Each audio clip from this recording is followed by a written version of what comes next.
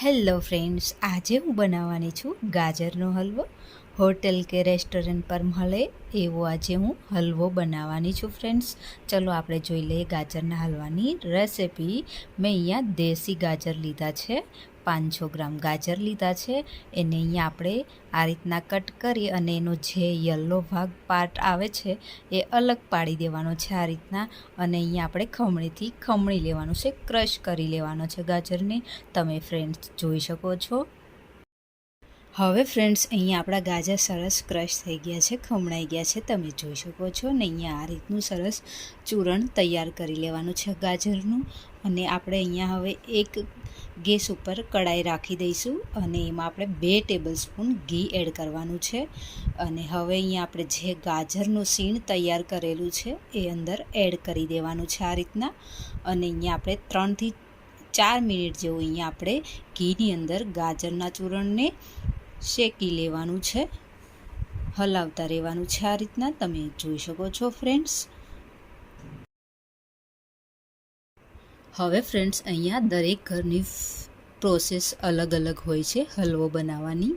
અત્યારે હું પરફેક્ટ અહીંયા હું પ્રોપર હલવો બનાવવાની છું. તો ફ્રેન્ડ્સ તમે જોઈ શકો છો. અને અહીંયા ઘણા એવું બી કરતા હોય છે કે થોડું દૂધ રહેવા દેતા હોય છે, પણ હું અહીંયા પ્રોપર અહીંયા આપણે હલવો બનાવવાનો છે. હું અહીંયા દૂધ સાવ અહીંયા આપણે બાળી દેવાનું છે, ચૂકાવી દેવાનું છે, તમે જોઈ શકો છો. અને અહીંયા હું અત્યારે હલવો બનાવી રહી છું. અહીંયા આપણો પરફેક્ટ એવો હલવો તૈયાર થવાનો છે. તો ફ્રેન્ડ્સ તમે જોઈ શકો છો.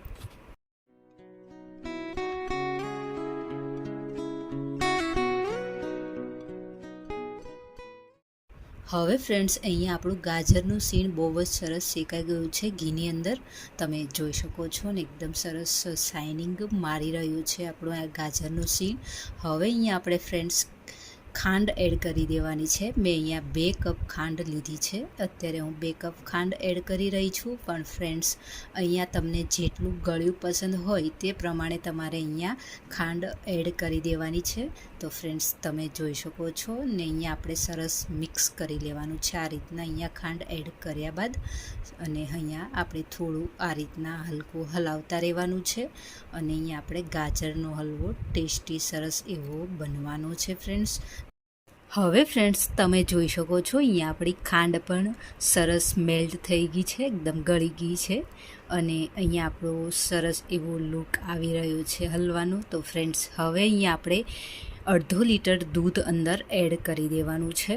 તમે જોઈ શકો છો આ રીતના. અહીંયા હું દૂધ 1/2 લીટર એડ કરી રહી છું. અને અહીંયા આપણે સરસ મિક્સ કરી લેવાનું છે દૂધની અંદર. અને અહીંયા આપણે હવે થોડું હાઈ ફ્લેમ પર અહીંયા આપણે દૂધને અહીંયા આપણે બાળવાનું છે. તો ફ્રેન્ડ્સ તમે જોઈ શકો છો ને. અહીંયા આપણે સરસ એવો હલવો તૈયાર કરવાનો છે.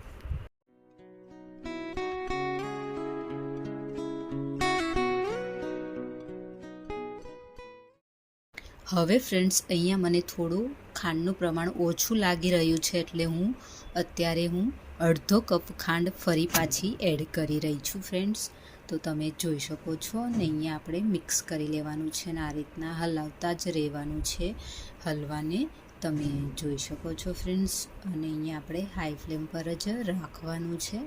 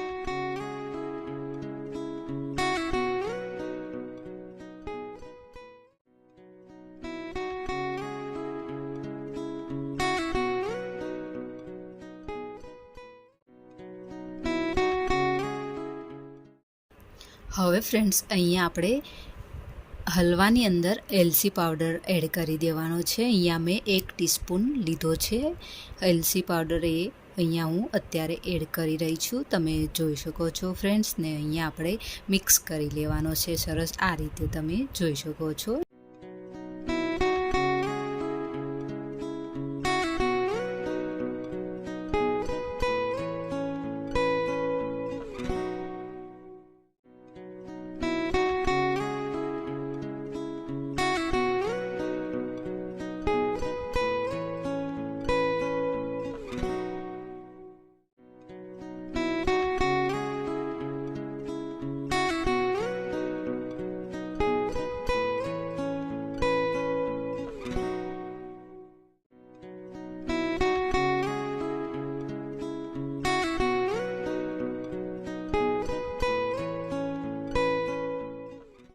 હવે ફ્રેન્ડ્સ તમે જોઈ શકો છો અહીંયા આપણો હલવો એકદમ રેડી થવા માંડ્યો છે. અને હવે અહીંયા આપણે ડ્રાય ફ્રૂટ્સ અંદર એડ કરી દેવાનું છે. મેં અહીંયા કાજુ બદામનું સ્લાઇસ કતરણ રેડી કરી રાખ્યું છે, એ અંદર એડ કરી દેવાનું છે. તમે જોઈ શકો છો ફ્રેન્ડ્સ. અને તમે અહીંયા તમારી પસંદના કોઈ પણ ડ્રાય ફ્રૂટ્સ અંદર એડ કરી શકો છો. તો ફ્રેન્ડ્સ તમે જોઈ શકો છો અને અહીંયા આપણો હલવો રેડી થઈ ગયો છે. તો ફ્રેન્ડ્સ અહીંયા આપણો હલવો બહુ જ સરસ ટેસ્ટી એવો તૈયાર જ છે. હવે ફ્રેન્ડ્સ અહીંયા આપણો હલવો પ્રોપર એવો રેડી છે, એકદમ ટેસ્ટી એવો આપણો હલવો બની ગયો છે.